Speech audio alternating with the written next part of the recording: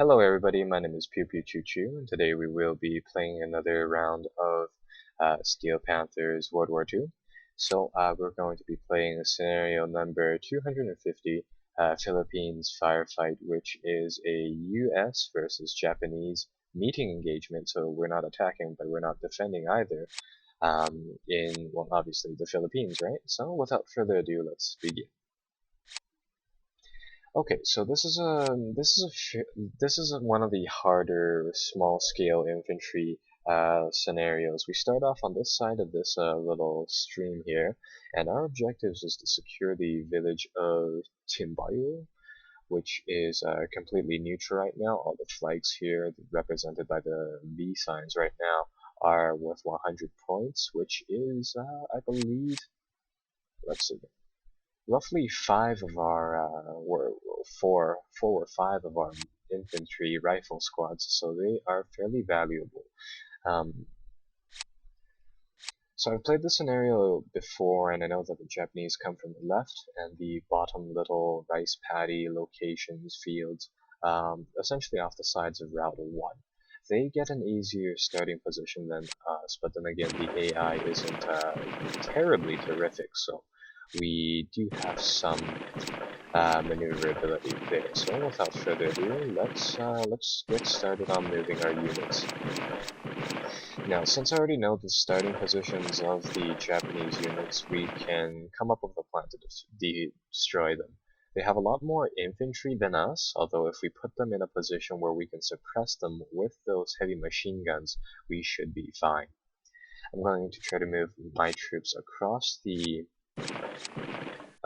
bridge here as soon as possible, because either way we're going to get stalled up the river. So we're going to just get our troops across, put my HQ there, check if I have any mortars. No, I don't. We actually have a really small selection of units this time, but since we don't have any mortars, there's no point in dwelling on those things. Let's see. Next unit. Next unit. There we go. Ooh, and it looks like we found the Japanese.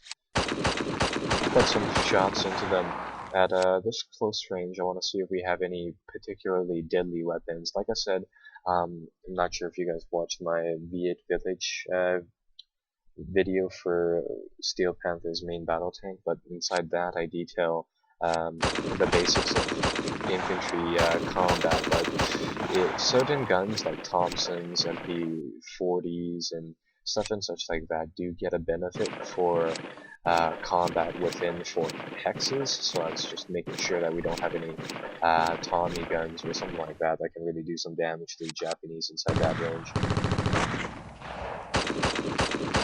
Alright, it looks like we really grabbed the initiative here. We're doing a ton of damage to the Japanese right off the bat.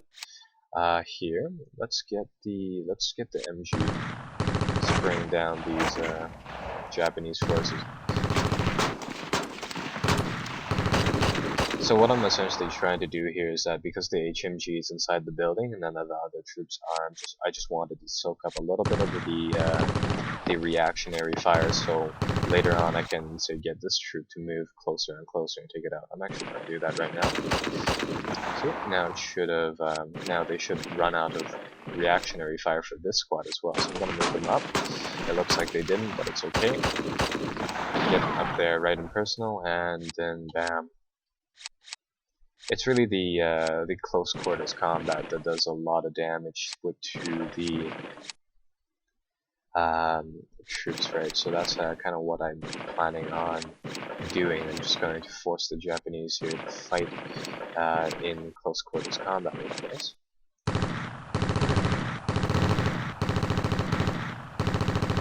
Yeah, there we go. This HMG, well, one of the HMGs are really doing some damage, which is really good. Here we can spot 2 squads, do some damage on that one. They're probably going to fire back at us. Yep. Because they're firing back at us, let's get our squad to deploy some smoke so they can't see us. And then we should get the scout team to move forward by a little bit. I'm going to get these scout teams to go around so that hopefully we can nab this flag right there. And hopefully the one on Route 1, which is all the way back there, because inside this particular scenario, I actually don't like using the scouts. Unfortunately, we're just going to have to take some losses here. A real downfall of the engine is that there's really no good way to clear out those really small bunches of infantry unless you essentially cheat by firing onto them indirectly like that, which I really don't like. I think they really need to fix that. If a unit has only one or two troops inside it, you really need to be able to just kind of walk up to it and sweep it away. So unfortunately, we did take a few losses there. I'm gonna destroy that squad right away. Now, I set some personal rules just to make it so that the game is a little more challenging. For example, I generally try not to engage units unless my units can actually see them, or there's some like logical reason as to why they are their positions are known to us.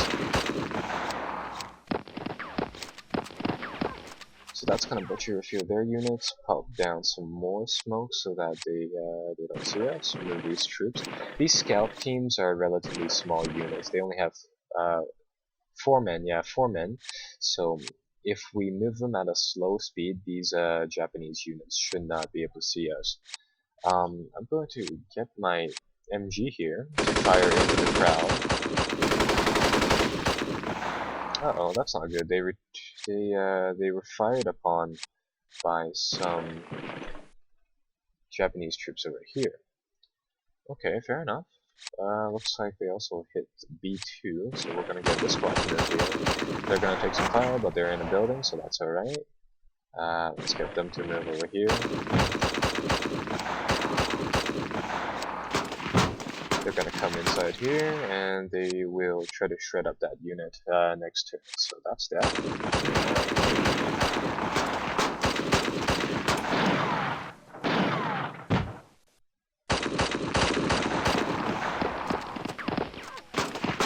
Yeah, it looks like the Japanese really have a lot of troops inside the main road over there. This scenario is really good, actually. I just realized it, but this scenario is actually really good for teaching about fighting inside villages, because you don't have the mortars you are usually given to suppress units. Oh, did I take out both my MGs at once? Is that what just happened? Okay, that might be a problem if they no, this is still here. 7-man team. Gonna get them into the buildings, they're gonna take some fire, that's alright. That machine gun needs to be working overtime, it needs to try to sweep that place over immediately. Our infantrymen are going to have to... Oh my god, there's a ton of troops inside that tile right here.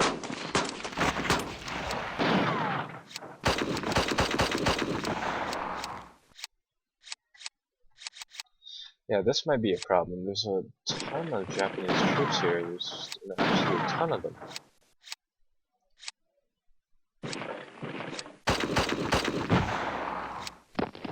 But it's okay, I guess, now that we have our little relay up here, where we can just kind of kill off all the retreating troops like that. So that removes quite a lot of their numbers every single time we do that. Every single time we kind of break their lineup here. Put some more suppression onto them. Get the retreat train going. And this is generally how you just grind down enemies. I could charge them and then make them surrender, but I mean it's like that entails the risk of walking up to them and then you get shot back at, right? So that's what I'm trying to avoid there. Instead, keep up with the one hex fire, the retreat combo, so that's going to send them along their merry way. And hopefully we should be able to finish this scenario fairly fast by doing these little retreat chains, as I like to call them. So that should be the bulk of the Japanese. They should all be retreating right now. I'm gonna get this MG. No. Can MG see them? No. Okay, so we do need to assault this big old tile right here. I'm not sure what's on the other side of this of these trees, so that might be a little bit of a problem. Didn't mean to click there, but okay, now I guess we do know what's on that side. So there's still a fair amount of enemies over there. What should we do? What should we do? What should we do? First and foremost, pick off this unit. There we go. Now that that's done, let's get these troops to swing around the side, grab that flag. That's an extra 100 points. Very good.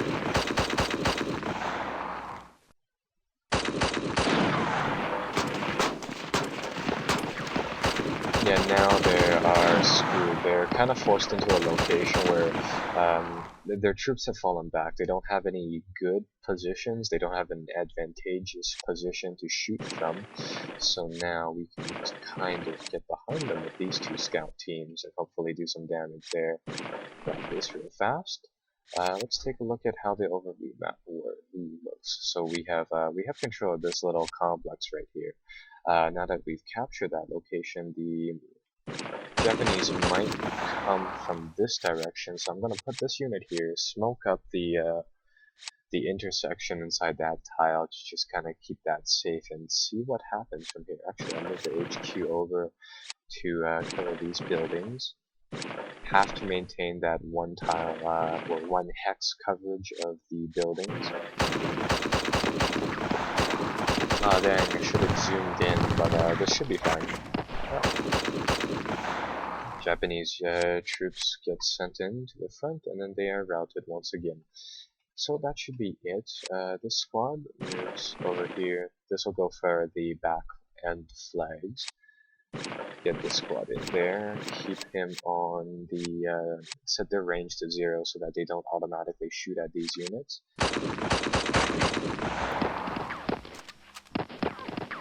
Oh wow, those infantrymen over there were doing a ton of damage.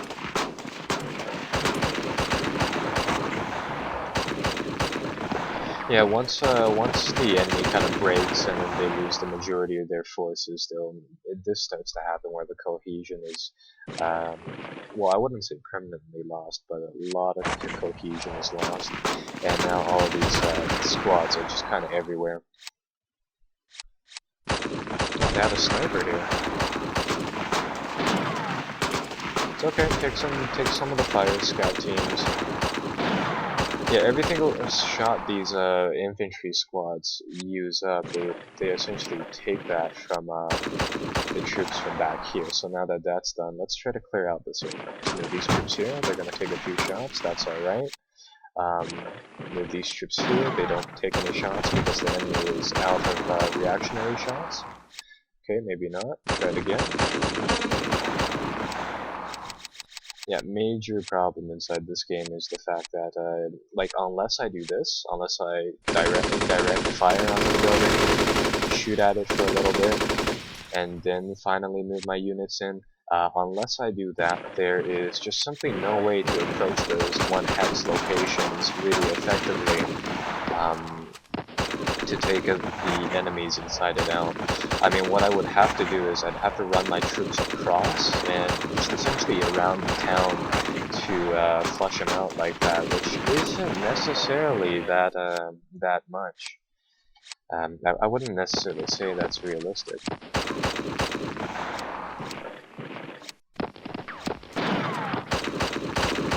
I thought we had enough firepower there to actually kind of get them out of there, but I guess not. So, let's try to bait out some more of their fire.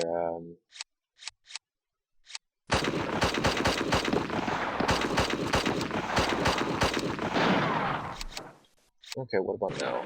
Can we advance on it? Yeah.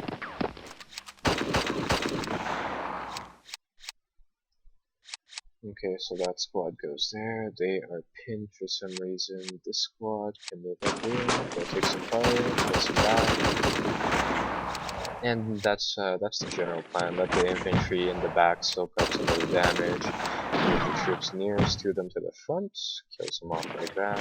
So here, the squad should be dead. And so should the squad.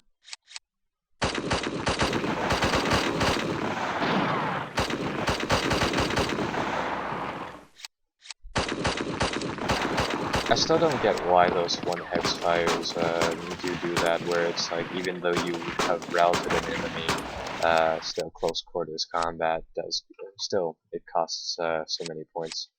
Because essentially what each game each game turn length inside this game is only about like I think like 2 minutes or 3 minutes or something, and if it's like you've gone from panicking to remaining still, yeah, I think there still has to be quite a bit of a gap there. Oh, whoops.